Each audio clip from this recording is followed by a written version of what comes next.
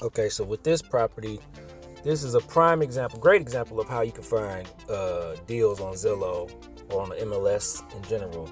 Because this house was listed for maybe a year or so for like 60,000, and they finally dropped the price to 55,000. And then once I seen it at 55, I believe that's when I made an offer for 30,000. Once I seen it, I went to go see it. It needed a lot of work, and the area was, it's not all that.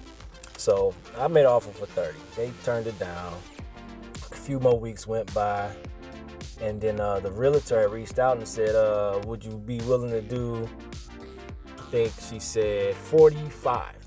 I said I could. I said the most for that house I could do is 40. It needs a lot of work, and it's in the not, the area's not all that. Comps, the comps in that area the ARV in that area is like at the most 120.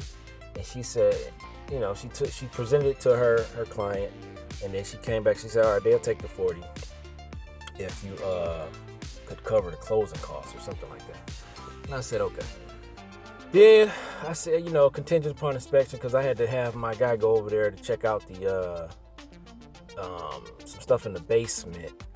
Because I seen a couple, it wasn't no cracks, but I had seen little moisture spots at the bottom of the wall. So when we went to go back over there, it was water coming in. I think it was raining. And there was water coming in the basement, and there was water coming up from the drain. And I was like, nah, we ain't gonna be able to do 45. We ain't gonna be able to do 40. I said, I'm gonna have to do 35. And she was like, all right, let me tell my client. And the client was like, yeah. She said, yeah, she just wanted to get rid of it. So she accepted 35. I didn't know at the time, but she still had a mortgage on the property, and she owed more than what the amount she accepted was. So she had to pay a difference of like a few $1,000s. Got it for 35,000. I said the renovation budget for 35,000. That's material and labor. Paid 35. After closing costs, it was probably like 37. So I figured, okay, 35 for the renovation, because it needed basically everything. New drywall and a lot of upstairs, carpet, it needed paint, it needed new kitchen cabinets, new tile on the kitchen floor, it needed new lights throughout the whole house. It needed, the back porch needed to be redone because it was rotted out. Had to cut the tree down in the front of the house. Maybe that was gonna cost a bit. In the garage had to be patched up on the inside. It had a brand new roof though, which was good. It had a brand new roof. And I had to change a few of the windows, put a couple ceiling fans up, vanity in the bathroom, glaze the tub, tile floor in the bathroom. I had to paint the basement, new furnace, new hot water tank. So I figured, about 35,000. After it was all said and done, ended up spending 38,000 in renovation. So went over budget by like $3,000, which is, not that big of a deal. So that put me all in at $75,000. And I didn't go crazy with the renovation because, as you can see, I left a lot of the tile on the bathroom walls. Yeah, I left the tile on the bathroom walls. I could have tore it down and put new tile up, but that would have been an extra, probably at least another $1,000. I was trying to keep it as low as possible because, like I said, the ARV in this particular area is not that high. 120 was like the absolute most I seen a house sell for. I was trying to walk away with like 105 was my thinking. Like, okay, if I can get, we can get 105 for it, that's cool. That'll be a nice $30,000. Definitely more than the 30% I'm looking for in each property. So if I could walk away 105 or 100, even 100 would have been good, because I was all in at 75 and make 25 grand profit. That's not bad. So I ended up putting it on the market. I believe we got an offer within like a couple days. So the offer, I had listed it for what did I list it for? I think I listed it for 115 or something like that, 110 or 115. Ended up getting an offer for 120. Accepted it, obviously. That offer took, that deal, it didn't even go through. I ended up waiting 6 months for FHA. They took me through everything. It was some bank out of California that I would never do business with again. Anyway, they was horrible. Because the house was bought with less than 6 months of me selling it, and I'm selling it for double more than 100% of the amount that I bought it for, I had to get 2 appraisals. And that took forever. The first they ordered the first appraisal.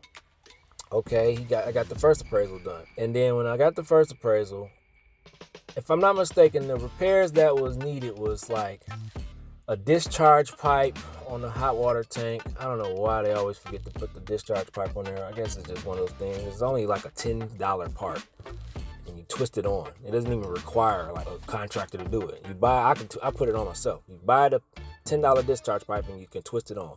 Something I could have did while he was there, but you know they don't let you do that. They want to come back and get that extra $250 because they charge you another $250 to come back to do the reinspection appraisals. You know, something to know. Oh, and I think a couple GFCIs wasn't installed in the bathroom and in the kitchen.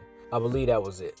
So simple stuff. Got that taken care of. Told him it was done. They had to have him go out and re-inspect it. That whole process from the time I signed the purchase agreement and accepted the offer to the time the second appraisal, the re-inspection was done, that whole process took like 3 weeks.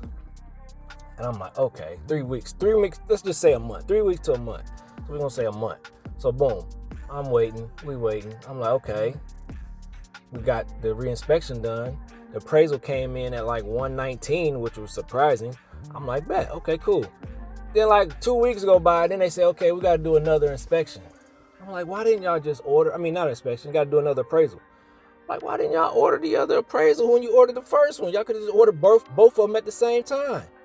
Got the second appraiser. He said other stuff needed to be fixed. He said there was chipping paint on the garage. One of the breakers was, a couple of the breakers was, spaces was empty. You gotta have blanks in there. So the chipping paint on the garage and a couple blanks in the breaker box. I'm like, are you kidding me right now? And the cracks in the cement. It was a couple cracks in the cement that needed to be patched up. So simple stuff still. I ended up doing all of that myself. I patched up the cement. I wasn't about to pay nobody to do that. That was simple stuff. You get some cement, mix it up, and put it on the cracks. Boom. I did that myself. And then the paint on the garage I did myself. Had to paint the, it was like red trim on the garage that was chipping. Super simple. Took me like 20 minutes, if that. Painted that. And then obviously the blanks that go into the breaker box is simple. They like $5, not even. They like $2 at Home Depot. Boom, pop them in, good to go. Called them back, told them we done with the the repairs. They came back out. Took them like a week to get out, and then once he got out, he was it took him another week to submit the report. So now we back at like 2.5 months now. And then okay, boom. So now I'm just back waiting again. So I'm continuously asking what's going on with the appraisal. I done got the repairs done. What's going on? 2 more weeks go by. Oh, we waiting on some other conditions, this, that, and the other. Whatever.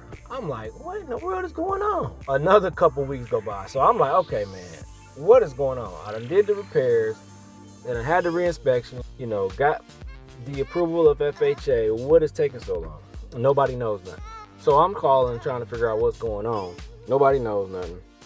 The mortgage broker, he like, yeah, we just waiting on the conditions to be met. What conditions? I'm like, what are you talking about? We should be way past conditions at this point. We done had 2 appraisals.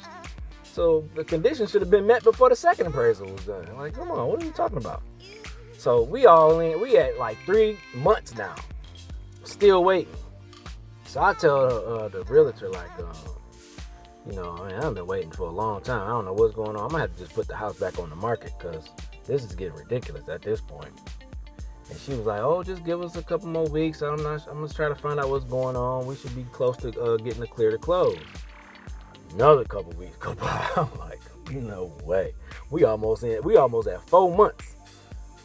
I'm like, yeah, it's over. So they eventually finally come clean. The mortgage broker did.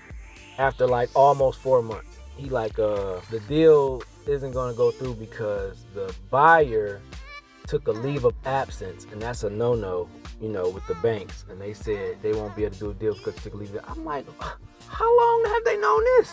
I've been sitting here waiting around to close on the property, and she ain't even going to work. So y'all should have been known like this wasn't gonna happen. You could have been told me. I could have put the house back on the market, got another buyer. I'm like, oh my goodness. So obviously that deal fell through, and I could have been a butthole and kept her EMD, but I was like, you know what? I ain't gonna even do that. I'm gonna give her $1,500 back. I ain't tripping. I just want to put it back on the market and try to get this thing sold, because we over 4 months now. We over 4 months now. So by the time I put it back on the market and got a new buyer, I'm at 5 months, because it was sat for like another 2 weeks before I got another buyer. So I'm like, oh my goodness. And then once I got the new buyer, I had to go through the whole process again. Had to get they allowed me to use the appraisals that I already had, because they in the system for like 90 days if I'm not mistaken. So I didn't have to get more appraisals. I could use the ones that I already had, and so, which was good. So it made the process a little bit shorter, but it still took like another 2 months.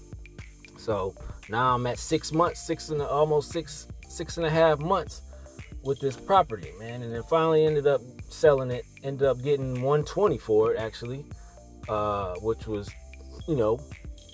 good, because the house sat so long, so I got way more than what I expected to get. Ended up getting 120 after closing costs. I gave the buyer concession, so we ended up walking away with like 110, something like that, after closing costs. That's about, I guess it's good. That still rounds out to about close to $5,000 a month, I think. So it's not bad, but I prefer to get them done in 2 to 3 months. But got it sold nevertheless.